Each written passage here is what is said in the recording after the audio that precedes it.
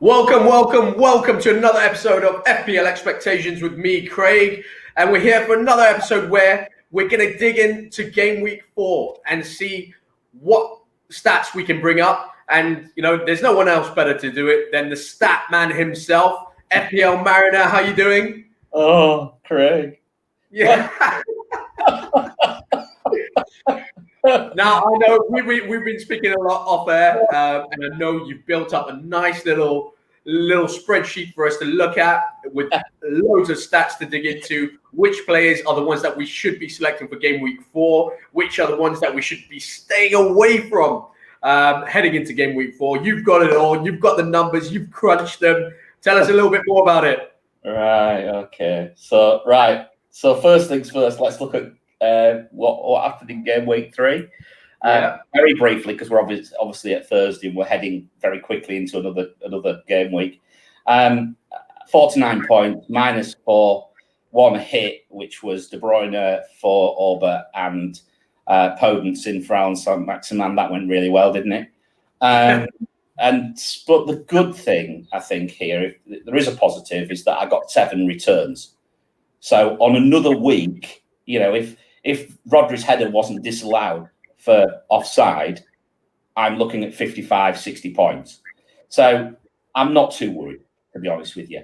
Werner hit the bar. Ryan, I didn't expect much anyway. And Vinagre, well, he started, but nothing else, And he's leaving quite a sour taste in my mouth, actually, at this moment in time. 49 points. A grey arrow, I think, even though I think it shows a slightly red arrow, but I think I went down about 300 places. Which isn't too bad. No, so I'm relatively happy, and I'm still just teetering on that 1 million brink, which this time last year, having wildcards in game week 3, I crashed through the floor. And that seems a common thing, doesn't it? Anyone who wildcards in game week 3 goes completely bloody wrong. So not too bad. It was just, it's tiny margins, isn't it? It's just tiny margins. Souček, the assist instead of the goal. Why wasn't it giving us a goal? Drives me crazy, but that's life. And the other thing which drives me crazy, of course, is the Mr. and Mrs. Challenge, where my wife beat me. I was just going to bring that up, actually. Yeah, well, I thought I'd put it. Look, I mean, she's going to get a moment of fame. She's not going to get much more this season because I'm not helping her anymore. She beat me. We actually got 49 points. She got 49 points as well. She also captained KDB, and then moaned like hell because she'd picked Richarlison until she watched our video. Hey, are you going to hit at something here? Yeah. So there's a comment. Maybe I'm not doing ourselves any great service there, but anyway, by the by. But no, it was all right, and I can't really complain. There were some real horror shows out there, but I tell you what, I really suffered in my mini league. I think it must be the fact that there must be a lot of Spurs fans in there, perhaps. But I don't know. Things like the last couple of weeks, I crashed through the floors in the mini leagues. But it's life. We'll carry on. All right, brings us nicely. That's your game week 3. We're going to look forward to game week 4 and just see what changes you yourself have done heading into game week 4. You talked about the Podence issue that you had in game week 3. There are still doubts as to whether he will feature for Wolves in game week 4. You got any more information on that? I mean, you did say you saw something on Twitter floating about. Apparently, someone saw some orange football boots and then assumed it's home. Apparently he was spotted, and I think Ben Dinnery's post tweeted that he's back with the group. So that's great news if that's the case, because I didn't bring Podence in for 1 game; I brought him in for about 5. So Fulham, Leeds, Newcastle, Crystal Palace, happy days for me. I think if he gets back to anything. So another plan. Famous last words. I mean, you're gonna kibosh this any second, I think, from what we spoke about a few minutes ago. The plan was to roll the transfer and then to do a little mini wildcard during the international break to fix the Vinagre issue and things like that. And hopefully Ferguson might be coming back, or else that might have to change as well, because I am getting more and more worried about COVID-19. I've got to be honest. I'm thinking we do need 2 playing people on the bench now rather than 1. I've sometimes survived with 1 early part of the season, but I do think we might need more players on the bench going forward who are actually going to come on. So that's going to need fixing. But you just told me, I think, that Werner played full last night, and I didn't realise that. So so I was just gonna looking at your game week 14. You still got Timo Werner keeping the faith and hoping to roll that transfer. But he did feature in the Carabao Cup against Spurs. He did start. He played the whole 90, and he cramped up at the end, which resulted in him not taking the penalty kick in the shootout. Concerned? Yeah. I can't tell a lie. Now you've told me that he played a full 90 and cramped up. I heard he'd cramped up, but I didn't really think much more of it. But I didn't know he played a full 90. But by the way, I mean, look, Crystal Palace at home isn't the easiest of fixtures either. I was holding him because I thought, we'd get the other side of the international break and the fixtures start. I think aren't quite so bad apart from Man U away. And you could argue that Man U's defence isn't no shakes at the moment. So I don't know I'd be too worried about that either. And that's when, of course, players start to come back, Pulisic and Ziyech and people like that. And that's going to change Chelsea, I'm sure. If I change it, I will probably bring Danny Ings in. And I will double up on Southampton against West Brom at home. West Brom are just awful. I think they are the worst team I've seen in a long time. Their XGA is something like 9. Wow. That's 3 goals a game. Goals a game, yeah. Crazy. Yeah, it's really, they're the worst by a distance. So, I quite fancy. If I was going to make a change, it would have been Ings. Let's see how it goes. But just on that, I mean, you're taking. You selected Ings if you were to take Werner out, but Raul Jimenez is the name that has cropped up quite a bit. Very tasty fixture this week, and nice little run of fixtures as well. Has he kind of crossed your mind? I know you got 2 Wolves already, but tripling up on Wolves, is that an option?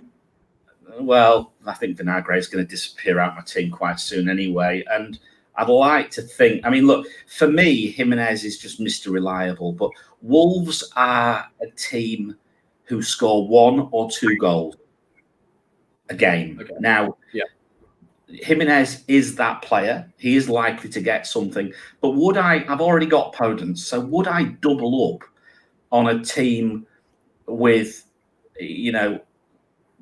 an XG of, I think it's 0.9 per game, I think not. I think I would have one or the other, and because I've got Podence, I think that means that Jimenez possibly is going to have to stay out of my side for a while. But we'll see. I can't say, but I can't see me. I did contemplate doubling up on Wolves, but I think once I started looking at the numbers, I thought that a double up on Southampton would be a better option. Interesting enough.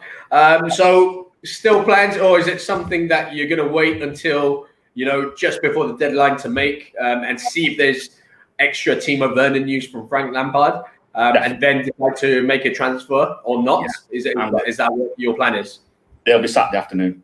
Yeah. It'll be Saturday afternoon. I'll wait. We should be getting some press conferences coming out suddenly tomorrow, probably. So with a bit of luck, we'll find out a little bit more tomorrow. But no, I'm really trying to hold my transfers as late as possible. I did move. I think I moved on about Thursday last week, and then of course Potence's news came out on Saturday afternoon. So says it all, doesn't it? You can never judge what's exactly going to happen. But I've missed a few price rises and suffered a few price falls this year as a result of holding and sitting on my hands a little bit, which is a different way of playing compared to what I've done in the past. But again, just says to me, I'm just that tiny bit concerned about COVID-19. There's a few cases kicking around. There's some horrible stories and headlines in the press now. I think more players will get it, almost certainly, and especially with the international break, right? Yeah, I know, and I just think that holding transfers till a little bit later is not the is not the end of the world. And I think, I always caution people about moving too soon, particularly at this time, I would say. But so I will be waiting till late. But yeah, it could well be a Southampton triple up. My goodness me, what would that be like? You wouldn't have thought I'd have done that after a couple of weeks ago, would you? Yeah, exactly. All right, we're going to go straight to a next bit, which is captain's pick. Now, this is a little bit tasty because, off air, me and you both discussed that there's a name that's going to crop up, which, after his performance last week, might surprise a few. But just looking around in general, in terms of your big hitting players, your premium players, there are quite a few tasty fixtures coming up this weekend. For example, KDB versus Leeds, Raheem Sterling versus Leeds. You got, Chelsea versus Palace, which obviously in your case would feature Timo Werner. We mentioned Raul Jimenez against Fulham. The captain's armband could go anywhere, really. Yeah, it's quite a tough week, actually. I mean, first things first, if you just look at my team, who would the armband's on KDB at the moment, and I think, as I said earlier, I think he was 6 inches away from a return in a very poor performance last week. Leeds are going to have chances. Clearly, they might well score, but I think they will concede. And I think De Bruyne will get something this week. So I'm I think pretty much lock in that I think it's going to be KDB. Who was my other choice? Well, Salah, but Aston Villa have very decent stats for defence at the moment. In fact, they're second best in the league. So, and therefore, I don't think that is as easy a game as it looks. So, once I started looking at those numbers, I actually thought that that De Bruyne then started to stand out to me, similarly to the way that Salah stood out over Aubameyang in game week 1. So, I genuinely think we might be good. I think KDB could be good this week. Who else have I got? Well, Rashford, no, not captaining. I'm still not happy with Manchester United at the moment. Calvert-Lewin, well, amazing. And in form. Probably going to get. I think in 20 minutes' time we get the England call-up list, and he should be in that squad as well. Absolutely, and I mean, look, just the way he's finishing off, he looks like it looks like if you've ever heard of Gary Lineker ever playing in FPL, I think that's what you've got. He got another hat trick last night, actually, didn't he?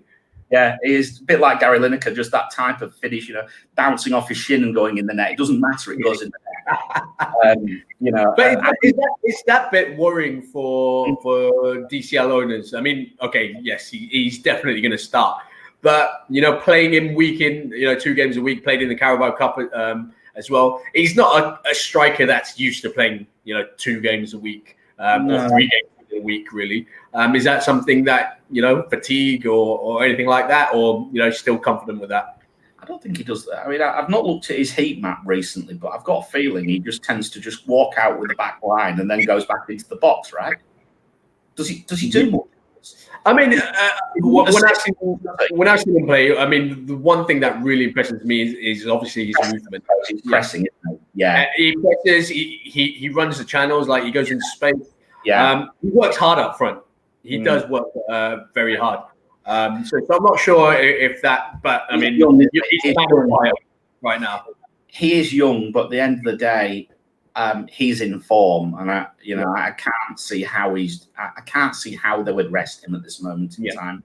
The league has to be the priority. They're going to rest him in the cup, I would imagine, first before they rest him in the league. But then again, it's cup quarterfinals now, isn't it? So we're already at the quarterfinal stage. It's crazy. I mean, we mentioned the others. There's no other captaincy choices on there. Maybe. Well, I was going to say Trent then, but again. I mean, just away from your team. Away from your team. There's a name that you mentioned to me, who you fancy to have a big haul this weekend. I'll pass it over to you. Mr. Flat Track Bully, Aubameyang. I've looked at the this Sheffield United fixture, and O'Connell's out now for the season. The stats aren't bad, but this fixture, and I can't remember what the score was last year, but Sheffield United, from my memory, were no great shakes away from home last season. And on that basis, I don't think that's a bad shout. I think he has if he's going to haul, he's due a haul. He hasn't hauled for a number of weeks now, and this could be the game. So I'm. Yeah, Aubameyang you're talking about, just for everyone out there. Yeah, Aubameyang, absolutely, I really genuinely don't think that it wouldn't be a bad shout if I had him. I still think I would captain De Bruyne, being honest with you. But when I run this, I've got this captaincy metric which I release on Twitter. It'll be going out tomorrow. I think from memory, Aubameyang's in second or third, so he tops a number of big players. So it could be an interesting one if you've got him. It could be. I mean, I don't know what his ownership is these days. I'm sure it's. I think it's come down quite a bit from the start of the season. The first two fixtures that they had, I think he was right up there. But I think it's kind of decreased a bit. So I think he's maybe not a bad shout. I think he's a decent shout. And of course, Fernandes is a decent shout as well, isn't he? I mean, let's face it, he gets an assist when Rashford runs half the length of the pitch, and then he gets a penalty, and then this was a weird one. I mean, as a United fan, I watched the match, and he was absolutely terrible. But he's come out of that game with an assist and a goal, and you can't really argue that in FPL terms, can you? No, and I have to say, as a Rashford owner, I was quite disappointed when he got that assist. That would have been a nice differential for me had he not returned, had he not got that return, because to me Rashford just pretty much took them apart himself. I looked and I saw it on FPL later and it said Fernandes assist. I was like, I'll take that. Fantastic, brilliant. I think, as I say, just going back to what we said, I think for me, KDB. And I personally think he is due a double-figure return. All right. Moves us on nicely to our next segment, which will be our final segment of the day, which is questions from the community. Now, this is where just before we come up on air, we sent a tweet out asking the FPL community to send in their questions for Mariner to answer for them. And the first one up, you're already prepared. You've got it up there on the screens. The first one is from @Astra LAMMB1. It's a ridiculous Twitter handle. But basically, his question is, based on stats, what is the plan for transfers for the next 5 game weeks? Now that's really looking ahead, but it brings up your bit of data up nicely. It's a really good question, but it's a really broad spectrum of answers as well. I mean, the first one, look, I'm not a politician and never have been and never will be, but it's too early to really count these stats as being locks. This is just 3 weeks data, and in some cases only 2 matches. So we have to take it with a pinch of salt. But if we were looking at it, what would we look at? Well, we would look at fixtures. So the obvious choice is Wolves, okay, whether that be defence or whether that be attack, okay. The other thing I would look at would be things like captaincy choices. So, who do you intend to captain for the next 5 weeks? Are you in a situation whereby by the time you get to game week 6 or something like that, you might have a problem? You're looking at it going, I'm not really sure who I want to captain. You might consider moving one of your premiums around to look at that. When you look at the data, the things I tend to look at when I'm looking at transfers nowadays, not before, because in the past, what I might do is I might have gone straight for Bamford. Okay. Nowadays, I would look at this, and this is what you'll see here on the statistics. Is you'll see that I've got a thing called due, and next to it, where the blue dots are, is due FDR. That's fixture difficulty, and whether they are under or overperforming on their actual FPL returns against their expected involvement in over the course of the season. So if you look at that, you'll see that Adams, for example, I think everybody pretty much knows that Adams due a goal. Everybody knows that. If we look at Adams there, he's at top of the list with respect to due and fixture difficulty. And then you look next to that, and he's got 52% of Southampton's non-penalty XG. Yeah. So 52%, over half. So 1 in 2 chances, 1 in 2 good chances will fall to Adams. Now, is he good enough to finish them? That remains to be seen. He's on borrowed time in my team. I have to say, he really is. He's either very unlucky or he's really bad. Yeah. I think it's that composure bit that I agree with you. A little bit too much. So we take that with a pinch of salt. So that brings me on to the next question: is never forget the eye test. Okay, never ever. So you look stats and eye test. You look stats and all. But if you look at this, you're looking at things like when you're looking at a non-penalty XG or even XG, including penalties, then you start looking and saying, right, okay, who plays for a decent team and who has a fair, decent chunk of XG or non-penalty XG, and then you're looking at the fixtures, and then you start to look down the list, and you're looking at players like, I'm just looking here now, for example, Souček. Now, I have Souček. He's warming my bench quite frequently at the moment, but I love him as a first bench at the moment. Yeah. By the time you get to game week 8, which is within the tolerance of the 5-game week route which he's talking about, then Souček's fixtures become really nice, as do Antonio's. And Antonio's just underneath him, look. So if you look at that, you're looking for players who have lots of involvement for decent teams, with decent fixtures, and then on the basis of whether they are over or underperforming. So are they due? Are they statistically going to regress?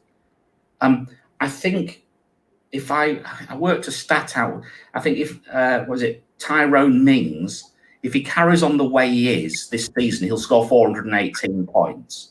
Wow, which is ridiculous. He won't score 150, right? So he's going to regress miles. Yeah. That just shows how going with the Joneses and just transferring in somebody, expecting them to carry on at Bamford's rate. I mean, Bamford will continue to score goals, I'm quite sure, but Bamford will regress to a goal every third game or something like that, I expect. So, don't expect Bamford to keep going at a goal a game. I can't see it. Or he might for a few more weeks, then he will go cold. So, it's a bit like Timo Pukki last year. Sorry? A bit like Timo Pukki last year. Yes, exactly. Yeah, sorry, mate, I didn't hear that. But yes, absolutely. Timo Pukki, a lot of people brought him in and then a lot of people shipped him out. The art is when people start to go cold, then you've got to move them on. So it's quite a big answer, that, but I think it gives you an idea. But I would just say use the data that's available. Watch games. If you can't watch games, look at the data. I haven't hardly watched a single game this weekend.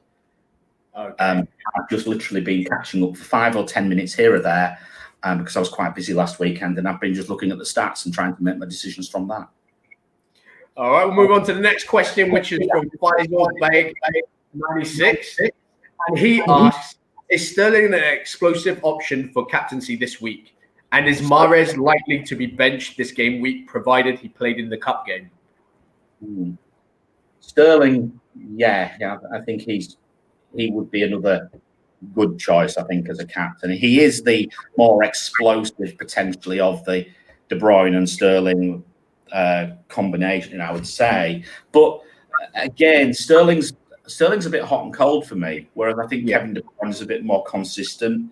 He did score a couple. Did he score last night, Sterling? Couple, wasn't it? Sterling, he scored 2 when he got first. Yeah. So, I mean, look, I think at the moment, the way I would say about Manchester City at this moment in time is if I looked at last year's data, and of course I've not got that on the screen now, and I can't exactly remember what it was, but most of the players were rotating about 20 to 25% of the time, maybe 30% of the time, and their value was still good. Now, if they don't rotate for the next 4 or 5 weeks whilst players are coming back, then they could be gold. And the answer to that is therefore that Mahrez could well be good value. Now, of course, he started, so there is always the risk that he could be rotated, and we don't know what we don't know what Pep's gonna do. But I think he probably will play. That's my feeling anyway. And I like Mahrez. I think he's great value at 8.5 million, whatever it is, 8.4 or 8.5. For me, I wouldn't be objectionable about bringing him in, actually. But maybe not this. I'm just going to jump in there as well, because I think the reasoning behind a lot of these players playing in the Carabao Cup is lack of players or lack of senior players that Pep has currently. So whilst we can use that as an excuse, it's even more of a reason for him to play on the weekend, because the pool of players is a lot smaller, and there's a higher chance that Mahrez would play as well as Sterling. Totally. I recall us having a conversation last week about Foden. Yeah, exactly. Very lucky because he got rested yesterday. Yeah, so, I mean, you were mortified last week. You were mortified. You brought him in, and then he played. And of course, then you thought, "Oh, goodness me, I'm going to miss out," and he played. So, I expect him probably to. I expect Mahrez to play. I expect Mahrez to get a return as well. Interesting. We're going to move on to the next one, and it's from @Shop Nike Stores, and he asks, "I still have Aubameyang in my team. Which player should I pick to replace him? Thanks. Preferably cheaper than 11 million, which isn't too hard." Well, I mean, preferably I'll keep him if I had him. I wouldn't move him out this week. That's my answer. As of what I've just said earlier. Now, where would you go from? I don't know his team, of course. So an obvious choice would be Fernandes with his penalties and his seemingly fluky returns, which may well continue. Who knows? But, I mean, look, we are literally 1 week away from the international break. We are 2 weeks away from seeing Gareth Bale pull a shirt on. You know, we are 2 weeks away from Son possibly being back to fitness. Wouldn't it be better just to hold him? Give. Especially with a tasty fixture of Sheffield United. Yeah, and maybe just give him a run this week and then assess it over the international break. And then, of course, then you're saving a transfer. It's not, but transfers don't have to burn a hole in your pocket. You can hold them. And I do think coming out of the international break with 2 free transfers and the possibility of a little mini wildcard for a -4 or even, God help us, a -8 if needed, could really set us up for the next 5, 6, 7, 8 weeks probably. Okay, so there is the answer to that is keep Pierre-Emerick Aubameyang for the Sheffield United fixture this weekend. Yeah, I wouldn't bring him in, Craig. That's one thing. But if you have him, keep him. Basically, that's the advice. The next one's from @Al Chanos, and he asks, "How much time do we give our double ups and triple ups? A lot of folk with 3 times Man City and 3 Wolves exposures heading into the international break. So basically, do they keep the double or triple ups for Man City and Wolves, or do they slowly start to get rid?" That's a great question. I thanked Al for that on Twitter earlier, actually. I think, I mean, as I say, my concern is COVID here. I think a triple up is starting to get a little bit concerning. But that said, Manchester City, if there is a lack of rotation compared to normal, it could be absolutely gold holding triple Manchester City for a couple of weeks. So I don't know that if I had triple Man City, I don't know I'd get rid of them at this moment in time. I don't know which 3 he's holding, of course. Yeah, I was just going to say that. Yeah. As for Wolves, well, if you'd have asked me on when was it? When did they play? Monday. Was it Monday? I woke up on, was it Tuesday morning, saw the score, couldn't believe it. I was shocked. You know, West Ham as well. Yeah, I was completely blown away by that result. And of course, as a Vinagre owner, it left me a particularly sour taste in my mouth, as I said earlier. I don't know about tripling up on Wolves. There's a lot of new players coming in at Wolves, and I don't know who's going to play. So I think if I had 3, I'd probably hold them now, but I would watch this weekend very, very closely. Okay. And I think once we get another week's data, then we'll slowly start. We'll have a couple of weeks' time to, take our foot off the gas, have a little bit of a chill out for a couple of days, and then start to mull over what we're going to do. Okay. Just sticking with Al as well, he actually asked 2 questions. So I'm going to jump over to the second question, which is, after 3 game weeks, besides Dominic Calvert-Lewin, who looks essential to have? Did he say? I think then he said, I think he clarified that with who would keep you up at night. Oh, okay, that hasn't popped up on mine, but no, he sent me a separate message afterwards because I went back and went, "Thanks, mate. That's a really bad one." Look, I mean, I think essential, no one. Honestly, no one. DCL only. I agree with him. I think the only person I would say is essential is DCL. Now, if you'd have asked me last Sunday afternoon, when I was literally hiding behind the sofa watching Son, I was absolutely cacking myself. I was so happy he went off. I was punching the air when he went off at half time. His son who hit the bar twice in 45 minutes and he got taken off with a injury. Probably. Yeah, I didn't know what to do with myself. And of course, what I was seeing the link up with Kane. It was fantastic again. Yeah. And they just didn't look the same without him. So for me, if Son was fit, I would probably, especially with the home fixtures, there's 2 real juicy home fixtures coming up. I think Son might have been in my thoughts. The other person who I thought might have been in my thoughts would be Vardy. But again, not that highly on, 23%. That's one reason which, sometimes it's fear of missing out and also getting caned if they return, isn't it? And he's only 23% owned.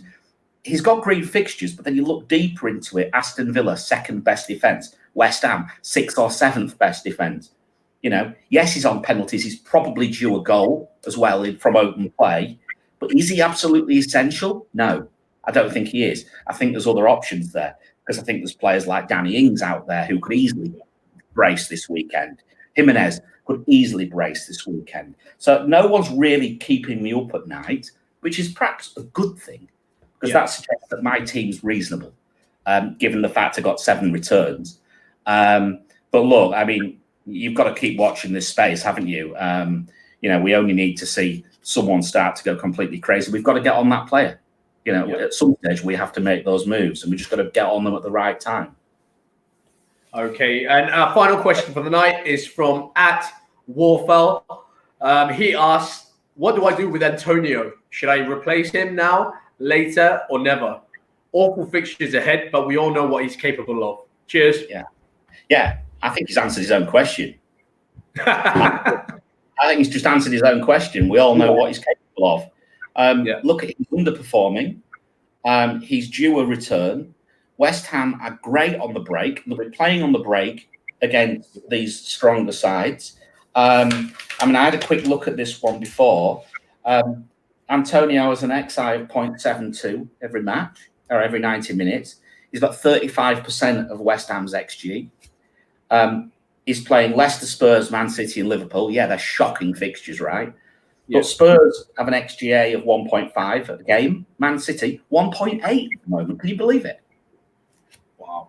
So are those fixtures that bad? Liverpool are really good, of course. Their defence is quite strong. And Leicester's is pretty strong, despite the injuries that they've had. And probably Justin, who's a bit of a weak link. So, no, I would hold him. And I would then, there's a